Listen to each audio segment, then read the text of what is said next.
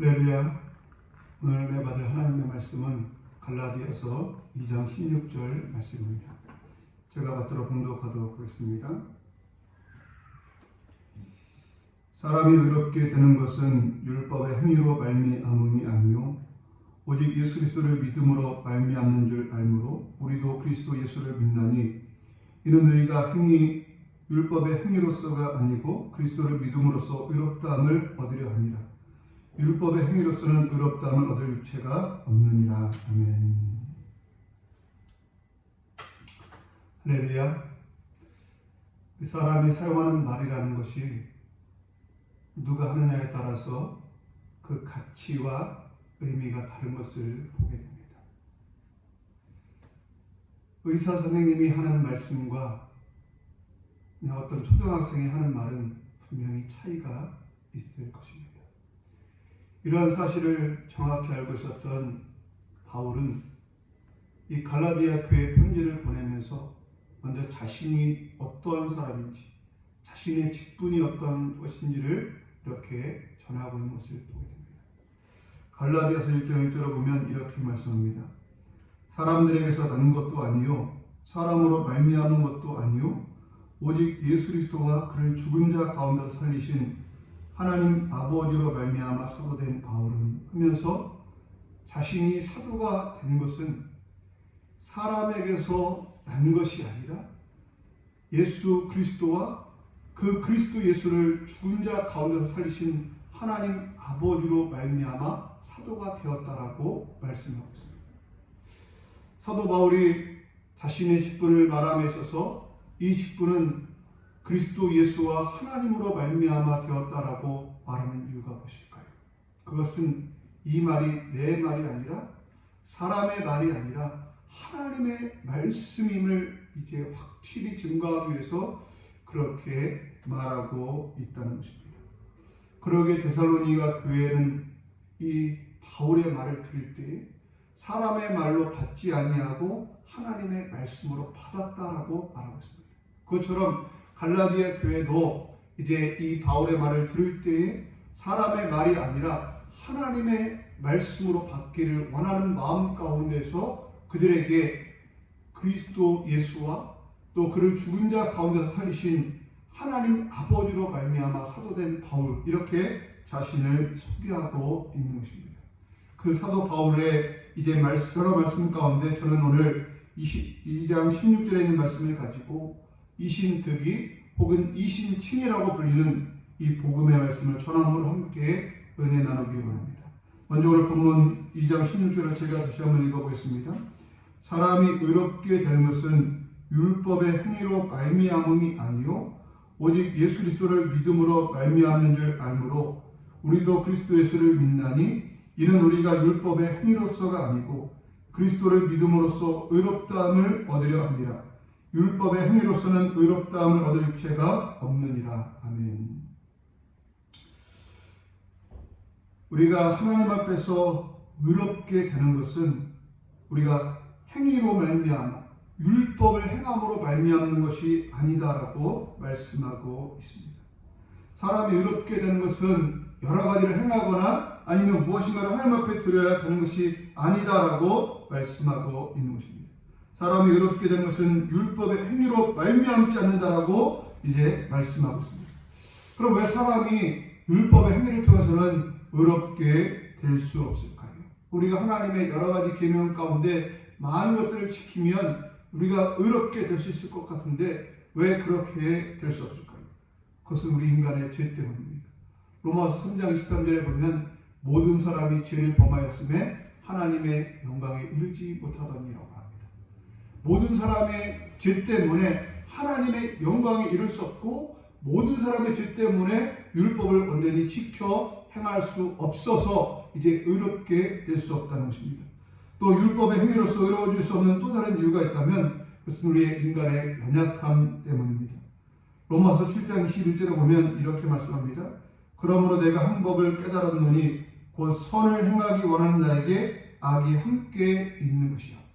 이 선을 행하기 원하는 나에게 악이 함께 있다라고 말하고 있습니다. 우리가 아무리 율법을 행하고 율법대로 살려고 애쓰고 힘쓰고 노력한다 할지라도 우리와 함께하는 악한 본성 때문에 우리가 율법을 온전히 행하지 못하고 그로 말미암아 우리가 율법의 행위로서는 주님 앞에 의롭다함을 얻을 수 없다는 것입니다.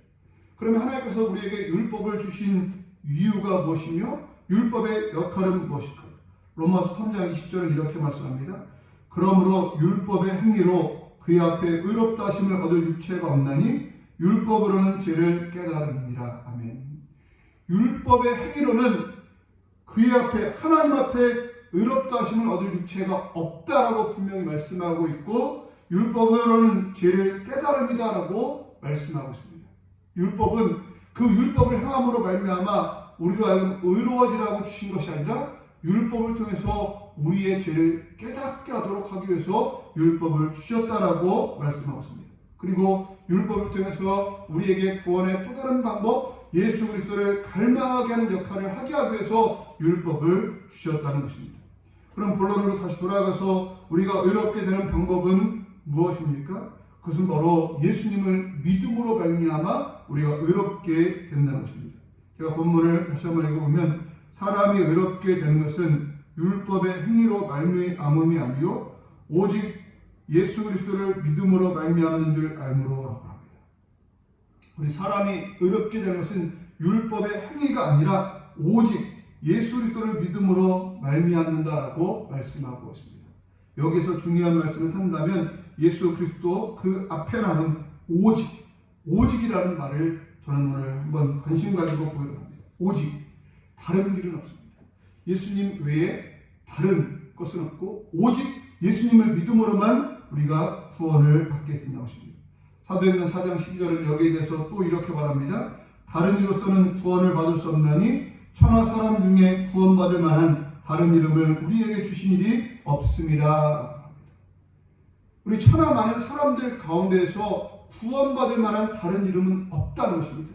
오직 예수 그리스도, 그 예수 그리스도만을 통해서만 우리가 구원을 받을 수 있다는 것입니다. 우리가 예수님을 믿음으로만 우리가 구원을 받을 수 있다는 것입니다. 그러나 그럼에도 불구하고 유대인들은 이제 그 예수님과 함께 율법을 지켜야만 구원을 받는다라고 주장하는 사람들이 있었습니다. 그러나 우리 하나님의 뜻은 그렇지 않습니다. 우리 하나님의 뜻은 무엇입니까? 요한복음 6장 40절에 보면 내 아버지의 뜻은 아들을 보고 믿는 자마다 영생을 얻는 이것이니라고 예수님께서 말씀하셨습니다. 우리 하나님 아버지의 뜻은 오직 예수님을 믿는 자마다 영생을 얻는 것이다라고 말씀하고 있다는 것입니다. 그럼에도 불구하고 우리가 율법을 지켜야 구원을 받는다라고 계속적으로 강조하고 말한다면 우리가 어떤 결과에 이르게 될까요? 갈라디아서 2장 21절은 이렇게 말합니다.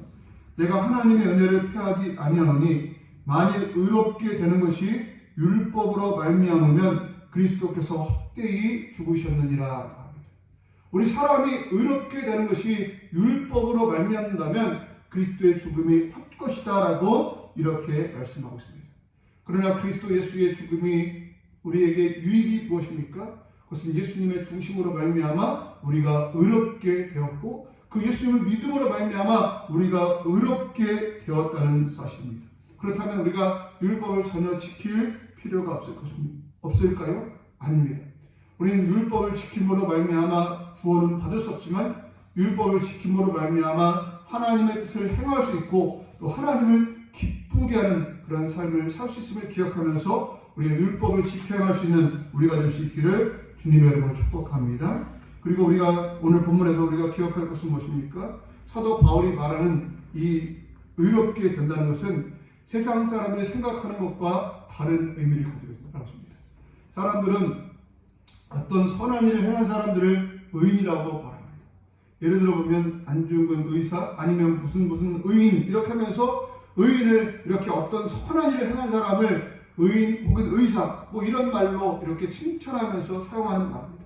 그러나 성경에서 말하는 의인이란 말은 법정적인 의미입니다.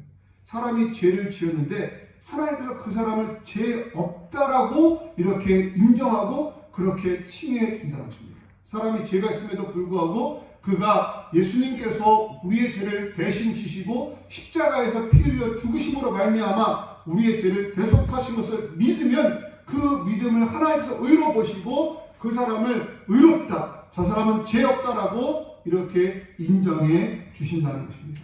이 사실을 기억하면서 우리가 하나님의 은혜로 말미암아 의인 되었음을 기억하며 감사할 수 있는 우리가 될 수 있기를 바랍니다. 그리고 우리가 의인이 된 것은 우리의 어떤 행위가 아니기에 자랑하기보다는 주 앞에서 감사할 수 있는 우리가 되어야 할 줄로 믿습니다.